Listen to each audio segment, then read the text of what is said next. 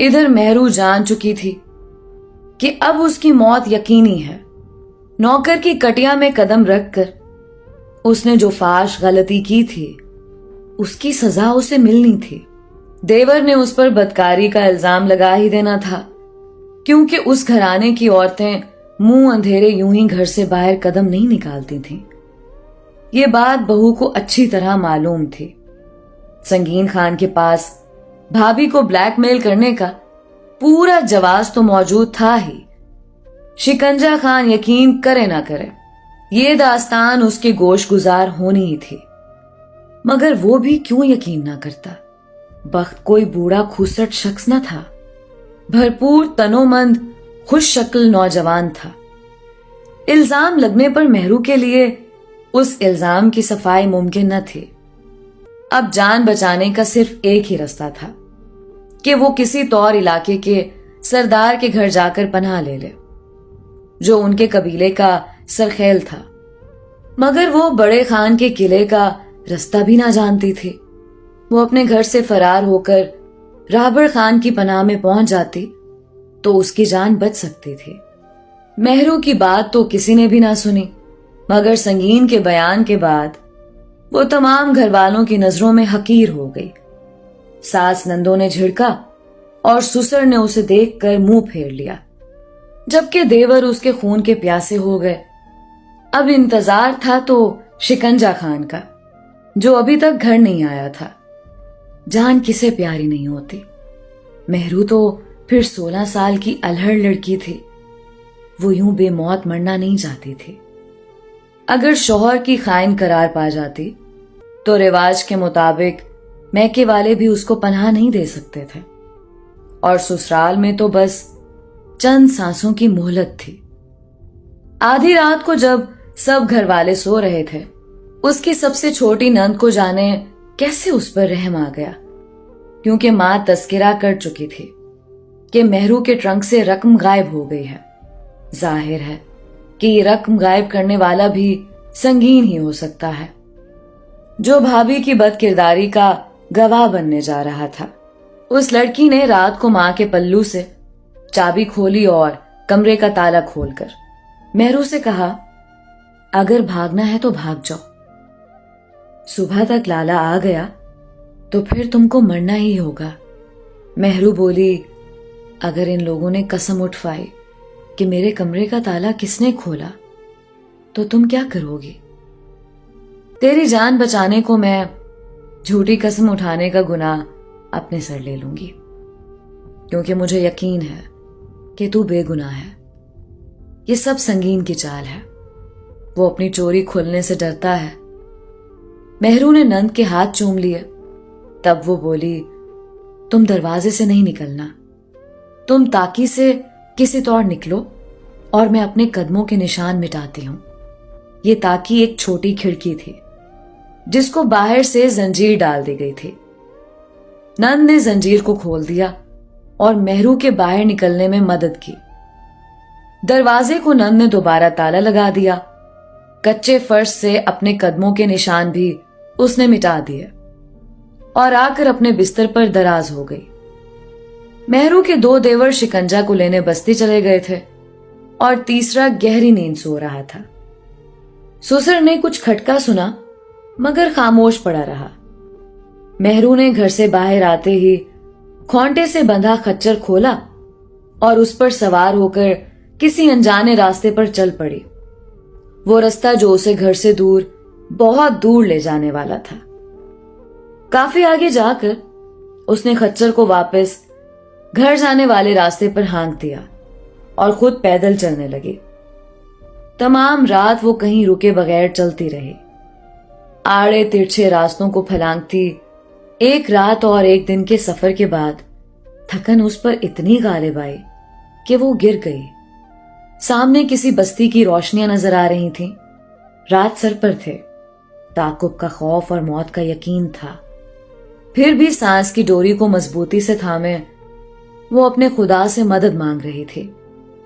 قریب ہی ایک بارش بزرگ گزرا، اس نے لڑکی کو سڑک کنارے گرا ہوا پایا تو گری ہوئی مجبور کو سہارا دے کر اٹھایا اور احوال دریافت کیا۔ مہرو نے اپنی مصیبت اس عمر رسیدہ شخص کو بتا دی۔ وہ بولا، آؤ میرے ساتھ، یہاں کوئی رابر خان نامی سردار نہیں رہتا، تم کسی اور طرف نکل آئی ہو۔ وہ شخص اسے اپنی بستی کے سب سے معزز آدمی سید روشن شاہ کے پاس لے گیا۔ یہ شخص نیک، رحم دل اور سچا انسان تھا۔ جب مہرو نے رو رو کر اس کو اپنی داستان سنائی تو اس نے لڑکی کے سر پر ہاتھ رکھ کر کہا، تم اب میری پناہ میں ہو اور آج سے میری مہمان ہو۔ جب تک میرے جسم میں سانس ہے تمہارا کوئی بال بیکا نہیں کر سکتا۔ جھوٹ کیا ہے اور سچ کیا ہے اس کا بعد میں پتہ چل جائے گا۔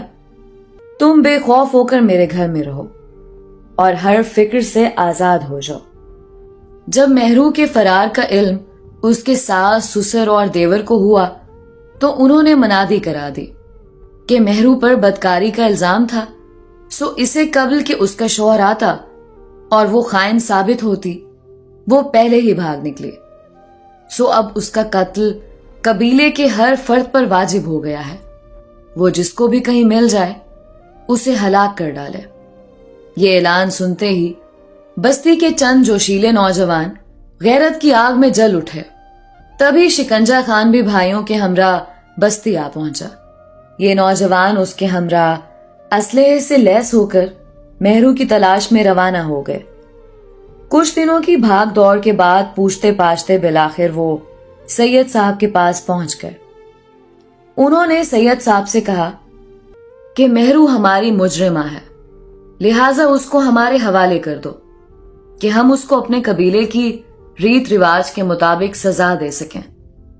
سید صاحب نے ان کو بہت سمجھایا اور احکام خداوندی بھی سنائے، مگر وہ کسی طرح قائل نہ ہوئے۔ آخر اعلان جنگ ہو گیا اور دونوں طرف کے مرد کام آ گئے۔ سید صاحب کے 2 ملازم اور 3 جوان بیٹے اس مارکے میں مارے گئے، مگر اس شیر دل آدمی نے مہرو سے کیا ہوا وعدہ پورا کیا اور اس کو قاتلوں کے حوالے نہ کیا۔ بالآخر راہبر خان کو خبر ہو گئی۔ سردار نے مداخلت کی اور مشتعل افراد خچروں پر اپنی لاشیں اٹھا کر چلے گئے۔ جب مہرو کو پتا چلا کہ اس کی حفاظت کا وعدہ نبھانے کی خاطر سید صاحب کے 3 جوان لڑکے مارے گئے ہیں تو وہ غم سے نڈھال ہو گئی۔ اس نے سوچا کہ اس کو ابھی اور اسی وقت سید صاحب کے گھر سے چلے جانا چاہیے، ورنہ وہ لوگ اس کو حاصل کرنے دوبارہ آئیں گے۔ وہ سید صاحب سے اس قدر شرمندہ تھی کہ ان کو اپنا منہ دکھانے کا حوصلہ بھی نہ تھا کہ اس کی وجہ سے ان پر اتنی بڑی قیامت ٹوٹی تھی۔ وہ اسی وقت گھر کے پچھلے دروازے سے نکل کھڑی ہوئی۔ گھر میں کوہرام مچا ہوا تھا، کسی کو اس کے چلے جانے کا ہوش نہ تھا۔ عصر کے بعد کا وقت تھا، شام سر پر تھی جب وہ سید روشن صاحب کے گھر سے نکلی تھی۔ سمجھ نہ پا رہی تھی کدھر کو رخ کرے۔ دنیا اس پر تنگ ہو چکی تھی اور زندہ رہنے کے تمام راستے مسدود ہو گئے تھے۔ موت کی پرچھائی کے خوف سے تو مر جانا ہی بہتر تھا۔ وہ نہر کے قریب پہنچی اور اس میں کود کر جان دینے کا فیصلہ کر لیا۔